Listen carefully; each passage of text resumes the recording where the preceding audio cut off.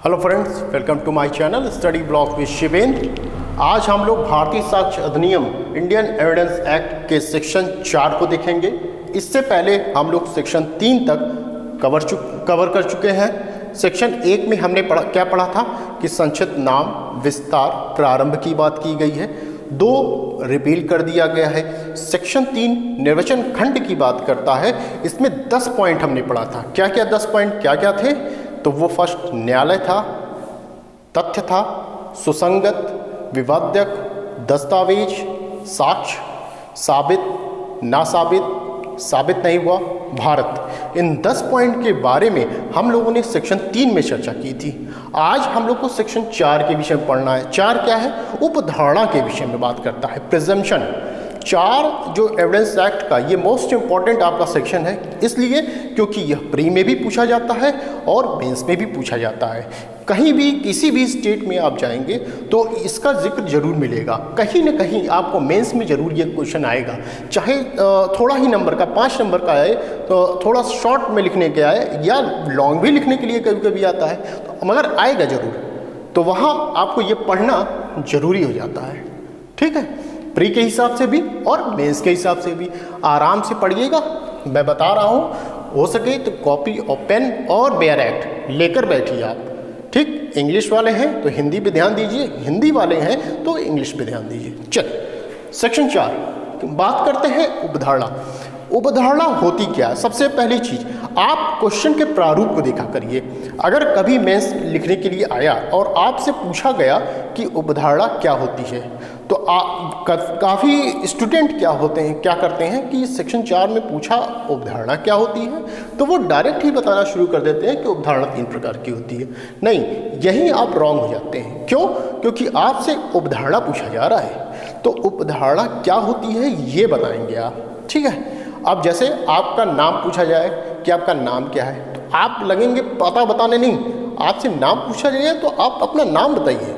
ठीक है, इस प्रकार जब से आपसे प्रिजम्पशन पूछा जा रहा है, तो प्रिजम्पशन क्या होता है ये बताइए पहले, उसके बाद आप आइए कि कितने प्रकार होते हैं। ठीक, तो हम लोग जानेंगे कि पहले प्रिजम्पशन क्या होता है। अगर आपने ये जान लिया तो पूरा सेक्शन 4 आपने जान लिया। ठीक, चलिए देखिए, जो उपधारणा है ये 2 शब्दों पर डिपेंड है। ये ध्यान दीजिएगा कि देखिए, उपधारणा जो क्या है, पूर्व ज्ञान एवं अनुभव के आधार पर किसी तथ्य के बारे में अनुमान लगाना ही उपधारणा कहलाती है। ओके, पूर्व ज्ञान एवं अनुभव के आधार पर किसी तथ्य के बारे में अनुमान लगाना उपधारणा कहलाती है, जिसे प्रिजम्पशन कहते हैं। उपधारणा या प्रिजम्पशन, इसको हम एग्जाम्पल के माध्यम से समझेंगे तो हमें बेटर समझ में आएगा। पूर्व ज्ञान आपको समझ में आ रहा होगा, ऐसा ज्ञान जो पहले भी हमें वो ज्ञान हासिल हो चुका है, उसको हम पूर्व ज्ञान, मतलब ज्ञान हमें पहले भी था उस चीज़ के बारे में और आज भी हुआ है, इसलिए हम कहेंगे पूर्व ज्ञान। अनुभव मतलब कि वो काम हम पहले भी कर चुके हैं, इस वजह से हमें ये अनुभव प्राप्त हुआ है आज, इसीलिए कहेंगे हमें भाई पढ़ाने का अनुभव है। क्यों? क्योंकि हम ये अनुभव पहले भी प्राप्त कर चुके हैं, अर्थात कि हम पहले भी पढ़ा चुके हैं। इस वजह से मैं आज कह सकता हूँ कि मुझे भाई अनुभव है पढ़ाने का। ठीक, चलिए एग्जाम्पल के थ्रू समझते हैं। एग्जाम्पल क्या लेते हैं? आम जनमानस में जो चीज़ें घटती हैं उसी को एग्जाम्पल के रूप में लिया जाता है। क्यों लिया जाता है? इसलिए लिया जाता है क्योंकि हम स्टूडेंट लोगों को यह बातें आराम से समझ में आती हैं, तो वही एग्जाम्पल हम भी उठाते हैं। देखिए, एग्जाम्पल में जैसे कि मैं आपको बताऊं कि अगर कभी आप देखे होंगे कि घर में छत पर कभी कौवा काँव काँव काँव करने लगे, तो लोग क्या कहते हैं? बड़े बुजुर्ग जो पहले थे, मतलब आज भी हैं, तो वो क्या कहते हैं कि भाई लग रहा है कि आज कोई आने वाला है। ये क्या है? ये अनुमान है इनका, एग्जैक्ट तो नहीं है, अनुमान है। अनुमान एग्जैक्ट नहीं होता, मगर हाँ फिर भी वहाँ तक पहुँचता है। तो ये क्या है? अनुमान है। वो क्या है? पूर्व ज्ञान है और अनुभव है। पूर्व ज्ञान मतलब ऐसा था, अनुभव हो सकता है कि जब कौवा काँव काँव किया होगा तो पहले भी मेहमान आए होंगे, गेस्ट आए होंगे, तो आज की डेट में भी उनको ये लग रहा है कि वहाँ छत पे बैठा कौवा काँव काँव हमारे घर पे कर रहा है, तो इसका मतलब है कि मेहमान या गेस्ट या अतिथि आने वाले हैं। तो ये क्या है, हम अनुमान लगा रहे हैं। इसी अनुमान को ही हम क्या कहते हैं, उपधारणा कहते हैं या प्रिजम्पशन कहते हैं। दूसरा देखते हैं, कहीं हम बाहर निकलते हैं किसी कार्य को करने के लिए घर से बाहर, तभी छींक आ जाती है तो लोग क्या कहते हैं, अरे भैया रुक जाओ, अच्छा नहीं है, थोड़ा बैठ जाओ, बाद में जाना है। क्यों? क्योंकि उनको लगता है कि गलत कार्य घटित हो जाएगा। हाँ, तो ये क्या है, ये एक अनुमान है इनका कि हो सकता है कि गलत कार्य घटित हो जाए या पहले घटित हुआ होगा, तो लगता है कि भाई आगे भी हो सकता है, इसलिए क्या है ये अनुमान लगा रहे हैं कि ऐसा हो सकता है। तो इसी अनुमान को उपधारणा कहते हैं। एक और एग्जाम्पल देखते हैं, जैसे कोई व्यक्ति अचानक आपके पास आता है हाँफते हुए, तो आप क्या अनुमान लगाएंगे? आप यही अनुमान लगा सकते हैं कि या तो वो व्यक्ति सीढ़ी के माध्यम से चढ़ के आया है या दौड़ के आया है। हाँ, तो ये क्या है, आप अनुमान लगा रहे हैं उस व्यक्ति के संबंध में, ठीक है, क्योंकि ऐसा आपके साथ पहले भी हो चुका होगा। आपने पहले भी लोगों को देखा होगा भाग के आ रहे हैं तो हाँफ रहे हैं। हाँफ किस लिए रहे हैं? क्योंकि हो सकता है भाग के आए हैं या तो सीढ़ी के माध्यम से आए हैं, इसलिए ये हाँफ रहे हैं। तो ये सब क्या है, ये अनुमान है, ठीक। तो यही अनुमान लगाना ही उपधारणा कहलाता है। अब हम देखिए, न्यायालय अगर विधिक शब्दों में हम इसे देखते हैं तो क्या कहते हैं, विधिक शब्दों में कहा जाए कि जब न्यायालय ज्ञात या साबित तथ्यों के आधार पर किसी अन्य तथ्य के बारे में अनुमान लगाता है तो उसे उपधारणा कहते हैं। जब न्यायालय ज्ञात या साबित तथ्यों के आधार पर किसी अन्य तथ्य के बारे में अनुमान लगाता है तो उसे क्या कहते हैं, उपधारणा कहते हैं, ठीक है। ये विधिक शब्दों में हो गया। इसमें जब आपको एग्जाम्पल लिखना होगा तो आप इस तरह एग्जाम्पल लिखेंगे। ये तो हुआ विधिक शब्दों में। एग्जाम्पल आप लिखेंगे कि जैसे कोई ए नाम का व्यक्ति है, ए नाम का कोई व्यक्ति है, उसके पास क्या मिलता है, चोरी का सामान मिलता है। ये चोरी का सामान ए के पास मिलता है। अब न्यायालय यह उपधारणा कर सकेगा कि या तो वह ए व्यक्ति चोर है, ध्यान दीजिएगा, ए के पास चोरी का सामान मिलता है तो न्यायालय यह उपधारणा कर सकेगा कि या तो वह चोर है। न्यायालय ही नहीं, हम भी, अगर हम प्रूडेंट पर्सन एक सामान्य व्यक्ति होता तो वह क्या सोचता, यही अनुमान लगाता ना कि भाई या तो वह चोर है या तो वह चुराई हुई संपत्ति को उसने प्राप्त किया है या वो खरीदा हुआ है, दो में से एक चीज है, ठीक है। तो ये न्यायालय क्या कर सकता है, ये उपधारणा कर सकेगा न्यायालय कि या तो वह चोर है या तो उसने चुराई हुई संपत्ति को प्राप्त किया है, ठीक है। तो ये क्या है, ये सब आपका उपधारणा है। न्यायालय क्या कर रहा है, न्यायालय उपधारणा कर रहा है, प्रिजम्पशन कर रहा है, ठीक। अब ये तो हुआ, आप जब लिखना होगा आपको तो उपधारणा के विषय में थोड़ा सा आप लिखेंगे कि उपधारणा का तात्पर्य है जो पूर्व ज्ञान एवं अनुभव के आधार पर किसी तथ्य का अनुमान लगाना ही उपधारणा कहलाता है। विधिक शब्दों में आपको जब लिखना होगा उपधारणा को तो कहेंगे जब ज्ञात, उपधारणा के संबंध में लिखेंगे आप, जब न्यायालय ज्ञात या साबित तथ्यों के आधार पर किसी अन्य तथ्य के बारे में अनुमान लगाता है तो उसे उपधारणा कहते हैं। उदाहरण के रूप में अभी हमने जो उदाहरण आपको दिया, ये आपको उदाहरण मिलेगा सेक्शन 114 का मैंने दृष्टांत बताया है। ये जो है कि चुराई हुई संपत्ति मान लीजिए ए के पास पाई जाती है, तब न्यायालय यह उपधारणा कर सकेगा कि यह ए जो है या तो वह चोर है या उसने चुराई हुई संपत्ति प्राप्त की है। यह अलग बात है कि बाद में यह साबित करे कि नहीं मैं चोर नहीं हूँ, यह खंडित कर सकता है, साक्ष्यों को देगा, ये अलग बात है। मैंने उदाहरण बताया, ठीक है। तो न्यायालय यह उपधारणा कर सकेगा कि यह चोर है या चुराई संपत्ति उसने प्राप्त की है। अब देखिए उपधारणा का एक और एग्जाम्पल हमें याद आ रहा है कि जैसे आप देखते होंगे कहीं धुआं उठ रहा है, आप क्या अनुमान लगाते हैं, आप अनुमान लगाते हैं, ध्यान रखिएगा, धुआं उठा आप अनुमान लगाए कि लग रहा है कि कहीं आग जली है, क्योंकि बिना आग के धुआं नहीं होगा। ठीक, बिना आग के धुआं नहीं होगा। तो ये क्या आप लगा रहे हैं? ये अनुमान लगा रहे हैं। यही अनुमान लगाना ही उपधारणा है। तो हमने क्या कहा कि पूर्व ज्ञान एवं अनुभव के आधार पर धुआं का उठना, ध्यान दीजिएगा, धुआं का उठना ये क्या था? ये अनुभव है हमारा।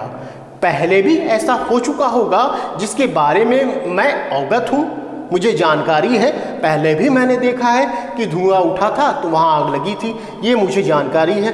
आज की डेट में भी धुआं उठ रहा है तो आज भी हम कहेंगे कि हो सकता है वहाँ आग लगी है, इस वजह से धुआं उठ रहा है। तो ये क्या है? पूर्व ज्ञान एवं अनुभव के आधार पर किसी तथ्य के बारे में, कौन सा तथ्य है इस समय प्रेजेंट हालत में कि धुआं उठ रहा है, किसी तथ्य के बारे में अनुमान लगाना। क्या अनुमान लगा? कि आग शायद लगी हुई है, अनुमान लगाना ही आपका उपधारणा कहलाता है, प्रिजम्पशन। आई होप आपको समझ में आ गया होगा कि उपधारणा क्या है। ओके, तो ये रहा उपधारणा की डेफिनेशन कि उपधारणा होती क्या है। एविडेंस एक्ट में डिफिनीशन नहीं बताई गई कि उपधारणा क्या है, बस प्रकार बता दिया गया कि ये प्रकार हैं आपके। तो पहली चीज आपकी रही कि उपधारणा क्या है। पूर्व ज्ञान एवं अनुभव के आधार पर किसी तथ्य के बारे में अनुमान लगाना ही उपधारणा कहलाता है। ओके, तो चलिए अब ये हुआ प्रिजम्पशन के बारे में, उपधारणा क्या होती है। अब देखते हैं उपधारणा का प्रभाव क्या होता है। ये पहला था हमारा, हमने क्या पढ़ा है अभी हमने पढ़ा फर्स्ट में,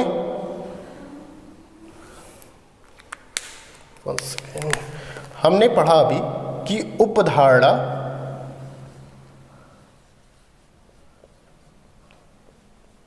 ध्यान दीजिएगा, उपधारणा क्या है, व्हाट इज प्रिजम्पशन।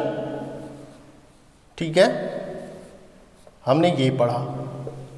दूसरा हम पढ़ने जा रहे हैं उपधारणा का प्रभाव।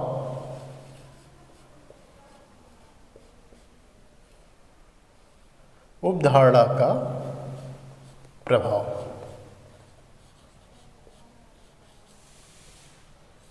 ठीक है। इफेक्ट ऑफ प्रिजम्पशन, उपधारणा का प्रभाव। उपधारणा का प्रभाव क्या होता है? देखिए, कभी कभी मेंस में आपके ये भी क्वेश्चन पूछा जाता है कि पहली चीज़ तो ये पूछ ली जाएगी कि उपधारणा क्या होता है, सेकंड चीज़ ये पूछ ली जाएगी आपसे कि उपधारणा का प्रभाव क्या होता है। तो प्रभाव क्या आप लिखेंगे? देखिए, प्रभाव आप ये बताएंगे कि वहाँ कि जब न्यायालय किसी तथ्य के बारे में उपधारणा कर लेती है, ठीक है, न्यायालय द्वारा किसी तथ्य के बारे में या किसी पक्षकार के पक्ष में जब न्यायालय द्वारा उपधारणा कर लिया जाता है तो उस पक्षकार द्वारा किसी भी अन्य साक्ष्य को देने से वो बच जाता है। ठीक है, क्योंकि न्यायालय उसके पक्ष में मान के चलती है, क्योंकि उपधारणा कर चुकी है उसके बारे में, तो वह कोई भी अन्य चीज़ें या अन्य साक्ष्य पेश करने से वो बच जाता है, अन्य चीज़ें साबित करने से वो बच जाता है। तो जब न्यायालय किसी पक्षकार के पक्ष में किसी तथ्य के बारे में अनुमान लगा ले, अनुमान या उपधारणा कर ले, तो वह चीज़ें साबित करने से बच जाता है, वह पक्षकार किसी भी साक्ष्य को साबित करने से बच जाता है, क्योंकि न्यायालय यह मानकर ही चल रहा है कि भाई ये चीज़ अस्तित्व में है, ये चीज़ सही है। ठीक है, तो यही उपधारणा का प्रभाव होता है कि जब न्यायालय किसी पक्षकार के पक्ष में उपधारणा कर लेती है तो वह पक्षकार क्या करता है कि साबित करने से मुक्त हो जाता है, साबित करने के भार से मुक्त हो जाता है। ठीक है,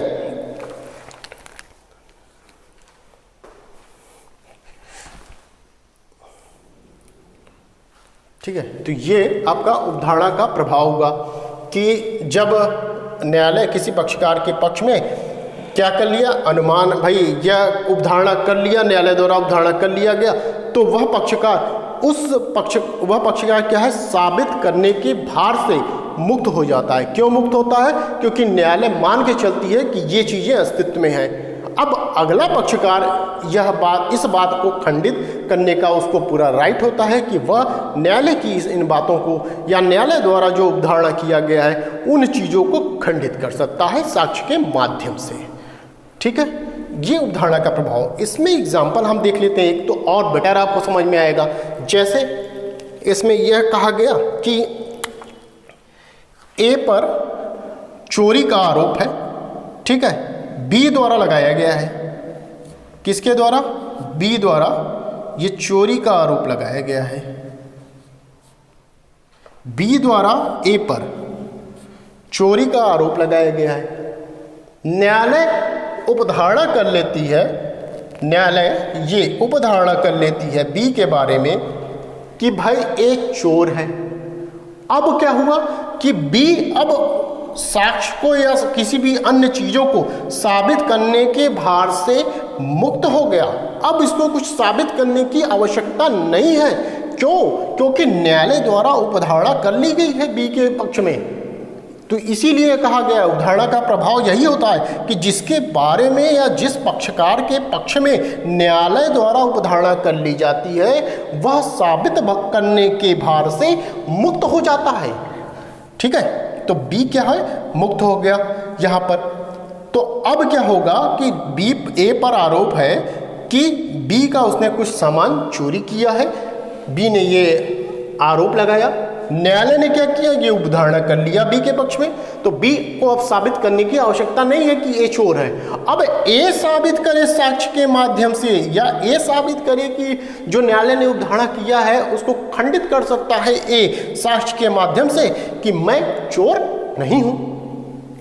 आई होप समझ में आया होगा आपको। ठीक है, तो ये चीजें, दो चीजें आपके हमने पढ़ा कि उपधारणा क्या होती है, दूसरा हमने पढ़ा उपधारणा का प्रभाव क्या होता है कि जिस पक्षकार के पक्ष में न्यायालय द्वारा उपधारणा की जाती है वह साबित करने के भार से मुक्त हो जाता है। ठीक है, उसे कोई अन्य साक्ष्य देने की आवश्यकता नहीं पड़ती है। चलिए, तो ये दो चीजें हो गई। अब थर्ड हम पढ़ते हैं। थर्ड क्या है? ये पहला हमने पढ़ा उपधारणा क्या है, दूसरा हमने पढ़ा उपधारणा का प्रभाव, तीसरा हम पढ़ते हैं क्या? उपधारणा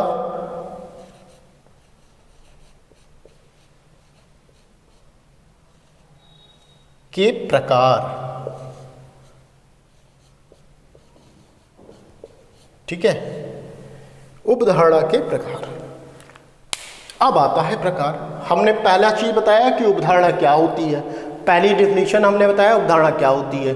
दूसरा हमने बताया कि उपधारणा का प्रभाव क्या होता है, इफेक्ट ऑफ प्रिजम्पशन क्या होता है। ठीक है, हमने दूसरा बताया। अब मैं तीसरा बताने जा रहा हूं कि उपधारणा कितने प्रकार की होती है।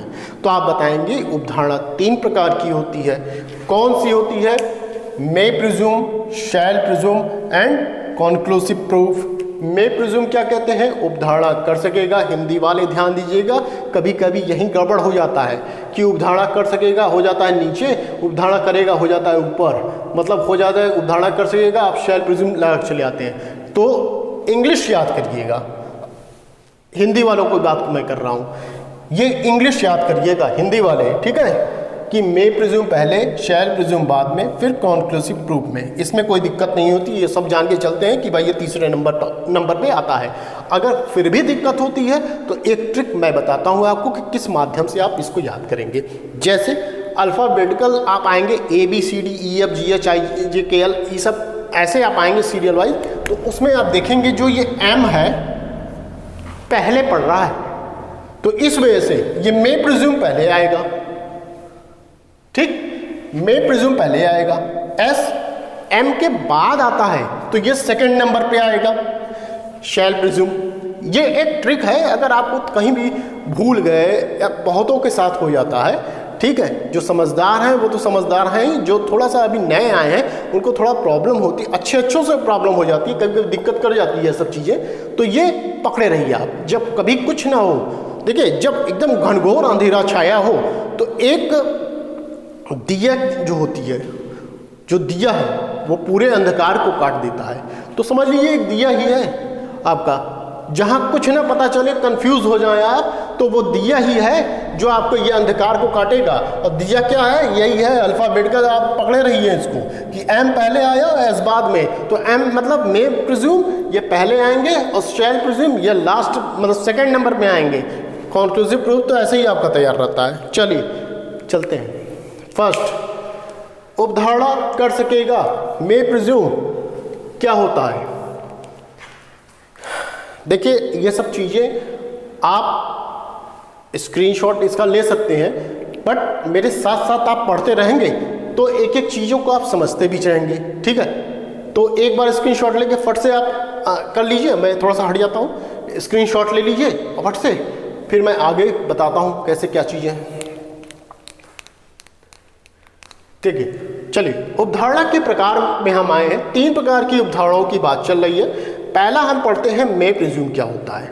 तो मे प्रिज्यूम क्या है कि मे प्रिज्यूम में यह कहा गया है, यहाँ ध्यान रखिएगा कि यहाँ कहा गया है सकीगा, उपधारणा कर सकेगा। यहाँ सकीगा शब्द है, शब्दों पे गौर करिएगा, शब्दों का ही हेर फेर है जिसमें चीज़ें बदल जाती हैं। ठीक है, तो सकेगा का क्या मतलब है, उपधारणा कर सकेगा। जहाँ कहीं आपका उपधारणा कर सकेगा शब्द आएगा, वहाँ यह कहा जाएगा कि यह न्यायालय के विवेक के ऊपर होता है कि उस तथ्य के बारे में न्यायालय उपधारणा करे अथवा न करे। इसीलिए मैंने शब्द यहाँ रखा विवेक।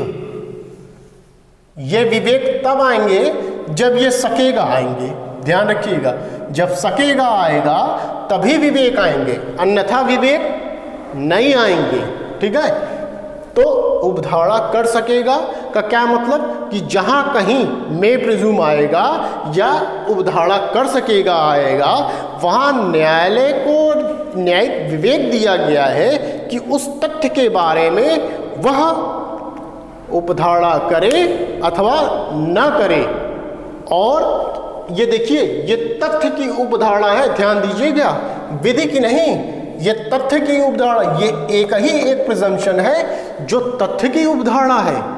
ठीक है, तो उपधारणा कर सकेगा जब होगा तो ये हमेशा तथ्य की उपधारणा होगी। ये ध्यान रखिएगा आप, यहां पर जब उपधारणा कर सकेगा होगा तो तथ्य की उपधारणा होगी, न्यायालय की विवेकी शक्ति होगी कि चाहे उस तथ्य के बारे में उपधारणा करे अथवा न करे। 2 चीजें ध्यान रखिए, तथ्य की उपधारणा होगी, न्यायिक विवेक पर आधारित होगा कि न्यायालय उस तथ्य के बारे में उपधारणा करे अथवा न करे। परंतु दूसरा पक्षकार जो होगा, यदि मान लीजिए उपधारणा किसी पक्षकार के पक्ष में न्यायालय ने कर लिया, तो दूसरे पक्षकार को यह अधिकार होगा कि न्यायालय द्वारा की गई उपधारणा को वो साक्ष्य के माध्यम से खंडित कर सकता है। यही लिखा गया है, दूसरे पक्षकार द्वारा यह सदैव खंडनीय है। ये ध्यान रखिएगा, सदैव खंडनीय है। 3 बातें गांठ बांध लीजिए, कभी लिखने को आए जरूर चिपकाइए 3 बातें की। 3 बातों का जिक्र करिए आप कि क्या क्या चीजें हैं। तथ्य की उपधारणा है, न्यायिक विवेक पर आधारित है कि उपधारणा करे अथवा न करे, दूसरे पक्षकार द्वारा यह की गई उपधारणा सदैव खंडनीय है। इतनी चीजों को आप ध्यान में रखेंगे। देखिए, अब इससे संबंधित आपका जब सेक्शन आप आएगा, मेंस लिखने जाएंगे आप, तो वहां सेक्शन का जिक्र करेंगे। ठीक है, सेक्शन का क्या जिक्र करेंगे, कौन कौन से सेक्शन इसमें आएंगे।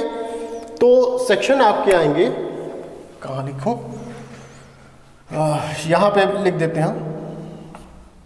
सेक्शन आपके आ जाएंगे, सेक्शन हो जाएगा 88A, ठीक है, और 113A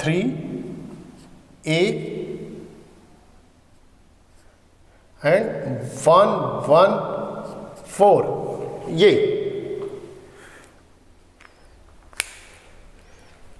88A, 113A, 114। ओके, क्योंकि ये थोड़ा सा इंपॉर्टेंट है इसलिए और भी सेक्शंस हैं, जिसमें इनका जिक्र किया गया है। ये एक एग्जांपल के तौर पे मैं बता रहा हूँ कि जब आप मेंस लिखेंगे और इस चीज़ का जिक्र करेंगे, अवधारणा कर सकेगा मे प्रिज्यूम का, तो इन सेक्शन का जिक्र जरूर आप करेंगे कि ये सेक्शंस है जो अवधारणा कर सकेगा मे प्रिज्यूम से संबंधित है।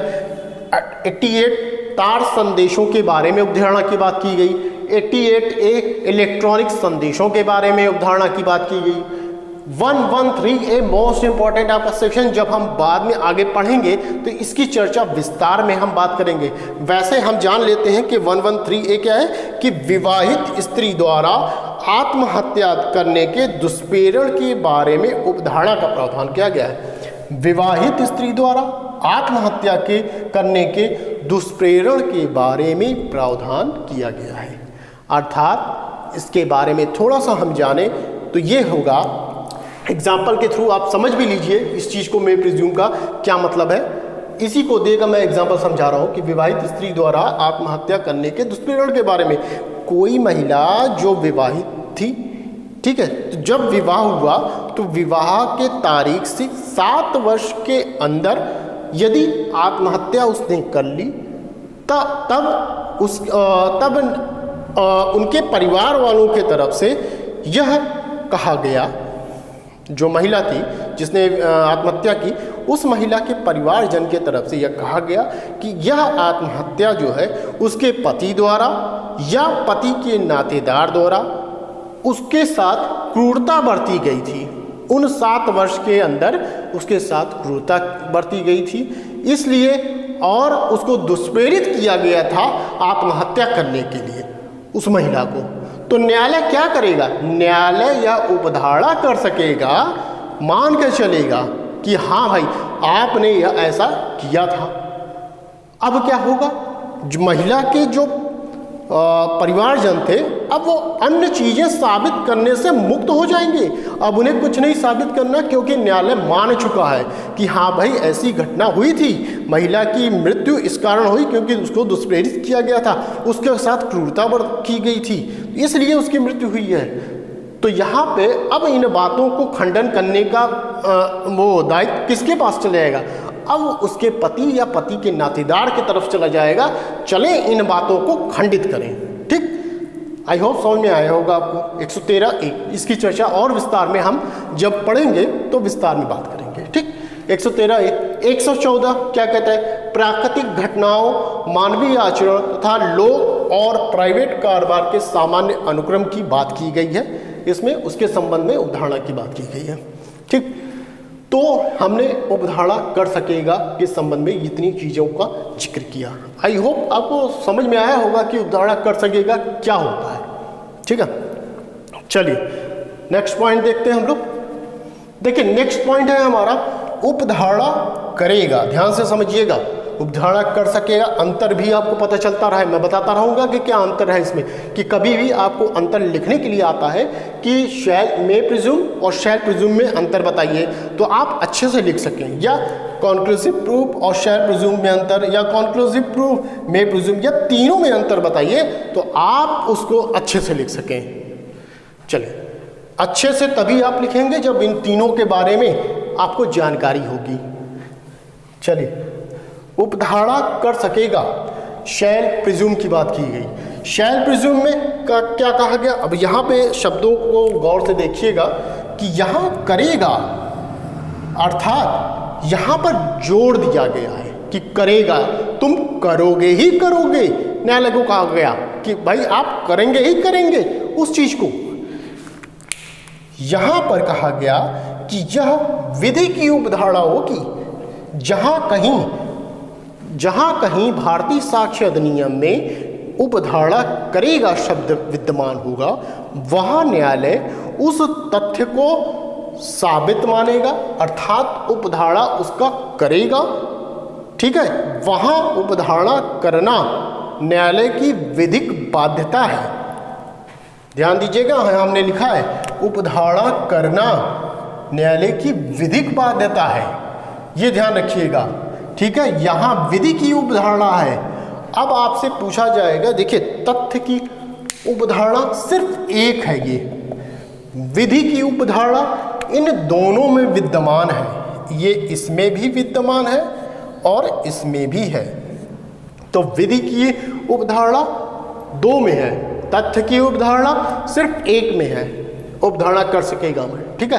तो विधि की उपधारणा करेगा से तात्पर्य है जहाँ कहीं कोई शब्द उपधारणा करेगा शब्द आया तो वहाँ न्यायालय विधिक रूप से बाध्य है उसको उपधारणा करने के लिए, ठीक है। अब यहाँ न्यायिक विवेक नहीं है, यहाँ विवेक नहीं है न्यायालय को। जहाँ विधिक उपधारणा आ जाती है, विधिक बाध्यता आ जाती है, वहाँ न्यायालय का न्यायिक विवेक समाप्त हो जाता है, ये ध्यान रखिएगा। तो यहाँ न्यायिक विवेक नहीं है, अंतर भी समझते रहिए आप। तथ्य की उपधारणा, विधि की उपधारणा, विवेक था, विवेक नहीं है। यहाँ विधिक बाध्यता है, यहाँ विधिक बाध्यता नहीं थी, ठीक है। फिर भी इतनी चीजें होने के बाद भी जो दूसरा पक्ष है उसी तरह है। दूसरे पक्ष को यह अधिकार दिया गया है कि वो अपनी बातों को खंडित कर सकता है, ठीक है। दूसरा पक्ष अपनी बातों को खंडित कर सकता है। यदि न्यायालय द्वारा किसी तथ्य के बारे में उपधारणा किया गया है तो दूसरा पक्ष उस बात को साक्ष्य के माध्यम से खंडित कर सकता है। चलिए अब एग्जाम्पल के थ्रू हम थोड़ा सा और समझ लेते हैं। एग्जाम्पल की बात की जाए तो हमने यहाँ क्या पढ़ा, 113A, यहाँ क्या होगा सेक्शन 113B के, और क्या है 114A, और क्या है 107 और 108। ये इतनी चीज़ें इंपॉर्टेंट है आपकी, और भी चीज़ें हैं बट ये इंपॉर्टेंट है आपकी, ठीक है। 113B क्या है, दहेज मृत्यु के बारे में उपधारणा। वही चीज़ है कि विवाह के 7 वर्ष से पहले यदि यह साबित कर दिया जाता है कि भाई दहेज की मांग के लिए उसकी आत्महत्या की गई है, उसको दुष्प्रेरित उसका जो मृत्यु हुई है महिला की वो दहेज के लिए की गई थी, तो उसके पति और नातेदार के संबंध में न्यायालय क्या करेगा, उपधारणा करेगा कि उन लोगों के द्वारा ही दहेज की मांग के लिए उसकी मृत्यु कारित की गई थी, ठीक है। तो यहाँ पे क्या है 113B, यहाँ मान के चलेगा, ध्यान रखें जो सेक्शन 1 उपधारणा करेगा से संबंधित आएगा वहाँ विधिक बाध्यता होगी, वहाँ मानेगा ही मानेगा, ये ध्यान रखिएगा। परंतु ये दूसरे पक्षकार द्वारा खंडनी भी होगी। यहाँ दिखाया जा सकता है कि नहीं भाई ये दहेज की मांग के लिए नहीं आत्महत्या की गई थी बल्कि उसने खुद सुसाइड किया था, वो साक्ष्य के माध्यम से इन बातों को काटा जा सकता है। 114A क्या है, बलात्संग के प्रकरण में स्त्री द्वारा सम्मति न देने की उपधारणा है। यदि कहीं किसी स्त्री के साथ बलात्संग हुआ है और रेप हुआ है और वह स्त्री अगर यह कह देती है कि मैंने कंसेंट नहीं दिया था, तब तो न्यायालय क्या उपधारणा करेगा उस स्त्री के पक्ष में कि उसने कंसेंट नहीं दी थी। अब दूसरा पक्ष चले यह साबित करे कि नहीं उस स्त्री द्वारा कंसेंट दी गई थी, ठीक, ये चीजें हैं। 107 जीवित रहने की उपधारणा है। यहाँ क्या कहा गया कि यदि कोई किसी व्यक्ति द्वारा, प्रश्न यह हो कि कोई व्यक्ति जीवित है या मर गया है, तो किसी व्यक्ति द्वारा यह दिखाया जाता है कि या साबित किया जाता है कि 30 वर्ष के भीतर भी वह जीवित है और देखा गया था, तो न्यायालय यह उपधारणा करेगा कि वह आज भी जीवित है, ठीक है, वह आज भी जीवित है। 108 के विषय में क्या कहा गया, मृत्यु की उपधारणा है। प्रश्न यह हो कि कोई व्यक्ति जीवित है या मर गया है या मृत्यु हो गई है उसकी, तो यदि कोई व्यक्ति यह न्यायालय के समक्ष यह दिखाता है कि 7 वर्ष से उसका कोई अता पता नहीं है, उस व्यक्ति का कहाँ चला गया वो, तो उसके संबंध में न्यायालय यह उपधारणा करेगा कि भाई वो तो अब निकल लिया, अब भाई नहीं हो, मतलब मृत्यु हो गई, तो यहाँ मृत्यु की उपधारणा करेगा। अब जो कोई कहता है कि नहीं भाई फलाने को तो हमने देखा था 7 वर्ष के पहले, हमारे साथी थे यहाँ पे या चाय पी रहे थे, ऐसे थे वैसे, तो चले वो प्रूफ दे, साक्ष्य दे कि भाई फ़ोटो खिंचवाया था हमने, सेल्फी लिया था, तो चले साक्ष्य दे। तो ये सब चीज़ें इसमें रहेंगी। आई होप आपको ये समझ में आएगा कि उपधारणा करेगा क्या होता है। तो 2 पॉइंट हमने देखा, उपधारणा कर सकेगा, दूसरा उपधारणा करेगा, मे प्रिज्यूम एंड शैल प्रिज्यूम। चलिए लास्ट पॉइंट हम लोग अपना देखते हैं, निश्चयक सबूत की बात की गई है। कॉन्क्लूसिव प्रूफ क्या होता है, कॉन्क्लूसिव प्रूफ, निश्चायक सबूत। अब देखिए कॉन्क्लूसिव प्रूफ क्या है कि साक्ष्य विधि में जहां कहीं भी निश्चायक सबूत शब्द अगर आया हो तो न्यायालय उस तथ्य को साबित मानेगा। ठीक है, न्यायालय साक्ष्य विधि में कहीं भी निश्चायक सबूत शब्द अगर आया हो तो न्यायालय उस तथ्य को साबित मानेगा और दूसरे पक्षकार को खंडन करने का मौका नहीं देगा। ठीक है, ध्यान रखिएगा, दो में तो खंडन करने का मौका न्यायालय देता है। खंडनी शब्द है, यहाँ ध्यान रखिएगा, यहाँ खंडनी है, यहाँ खंडनी है, बट यहाँ खंडनी नहीं है, यहाँ खंडनी नहीं है, यहाँ खंडन करने का मौका नहीं दिया जा रहा है, ये ध्यान रखिएगा। यहाँ खंडन करने का मौका कॉन्क्लूसिव प्रूफ में नहीं दिया जाता है। जहाँ कहीं निश्चायक सबूत की बात हुई, कॉन्क्लूसिव प्रूफ की बात हुई, वहाँ न्यायालय खंडन करने का मौका नहीं देगा।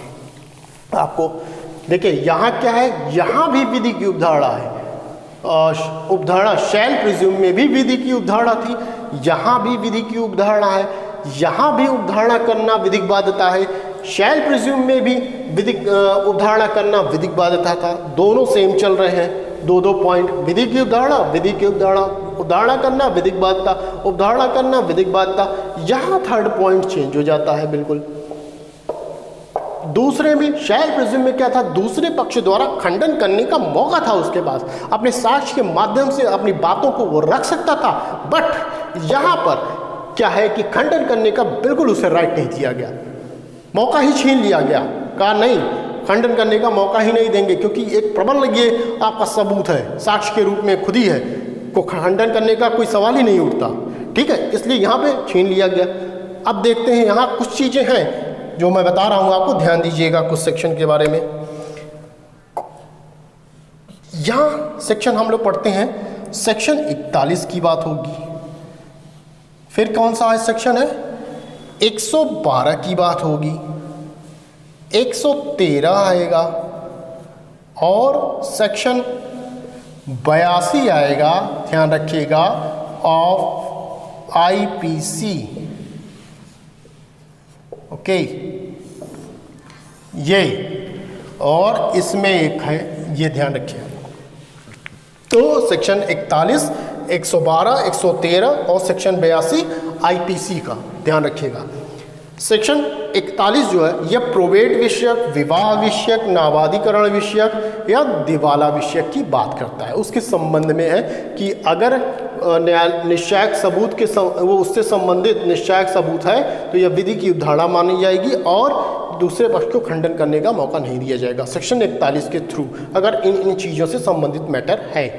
ठीक, किन चीज़ों से, जैसे प्रोबेट विषयक, नाबाधिकरण विषयक, दिवाला विषयक और एक क्या है, विवाह विषयक से संबंधित कोई मैटर है तो उसमें दूसरे पक्ष का द्वारा खंडन करने का मौका नहीं दिया जाता। दूसरा हम देखते हैं 112, ध्यान से देखिएगा। 112 में क्या कहा गया है कि विवाहित स्त्री द्वारा, हाँ, विवाहित स्त्री द्वारा यदि किसी व्यक्ति को जन्म दिया जाता है तो वह उसका धर्मज पुत्र माना जाएगा। ठीक है, विवाहित स्त्री द्वारा किसी व्यक्ति को जन्म दिया जाता है तो वह उस व्यक्ति का धर्मज पुत्र माना जाता है। कब माना जाता है? तब माना जाएगा जब वह विवाह के दौरान थे और तब उस व्यक्ति का जन्म हुआ। ठीक है, बच्चे का जन्म हुआ तो वह धर्मज पुत्र माना जाएगा। दूसरा कंडीशन कि विवाह के पश्चात उनका अलगाव हो गया, विवाह टूट गया और 280 दिन के भीतर वह बच्चा जन्म लेता है तो वह व्यक्ति, ठीक है, महिला का पति मतलब वह व्यक्ति उस बच्चे का धर्मज पिता, वो बच्चा जो है उस व्यक्ति का धर्मज पुत्र माना जाएगा दोनों कंडीशन में। ठीक है, दोनों कंडीशन में वो धर्मज पुत्र माना जाएगा। और यह बात क्या है, यह एक निश्चायक सबूत होगी, ध्यान दीजिएगा। बट यहाँ पर एक अपवादित दशाएं भी हैं। यहाँ पर 112 में बात करता हूँ मैं, 112 अपवादित दशाएं। यहाँ अपवाद है कि जब उस व्यक्ति द्वारा, कौन, जो महिला के साथ था, वह व्यक्ति यह साबित कर दे कि हम और वह महिला एक साथ कभी थे ही नहीं, यह साबित कर दे तो यह बात खंडित हो जाती है, जिसमें यह कहा गया था कि वह पुत्र उस व्यक्ति का धर्मज पुत्र है। यह साबित कर दे कि मैं कभी उनके साथ ही नहीं था, तो यहाँ पे वो चीज़ खंडित की जा सकती है, मौका दिया गया है। ठीक है, तो ये एक अपवादित दशा है।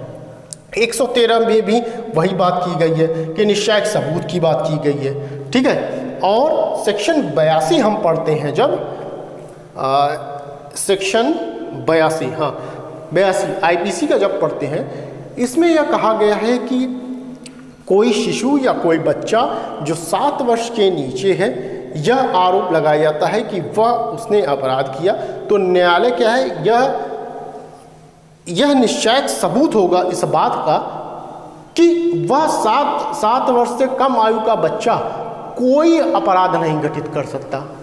ठीक है, उसके संबंध में कोई भी खंडन करने का उसको अधिकार नहीं दिया जाएगा कि भाई देखिए इसने ये अपराध किया, फला अपराध किया, साक्ष्य देंगे, नहीं, यहाँ रोका गया है।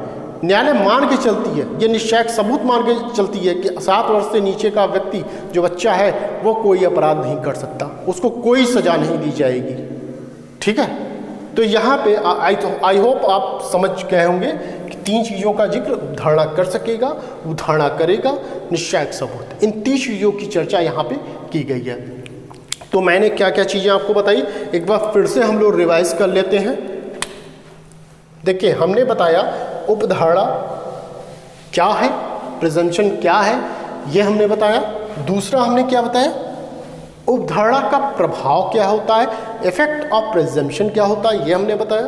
तीसरा क्या हमने बताया कि उपधारणा का प्रकार, काइंड्स ऑफ प्रिजम्पशन, उपधारणा के प्रकार कितने प्रकार हैं, 3 प्रकार हैं।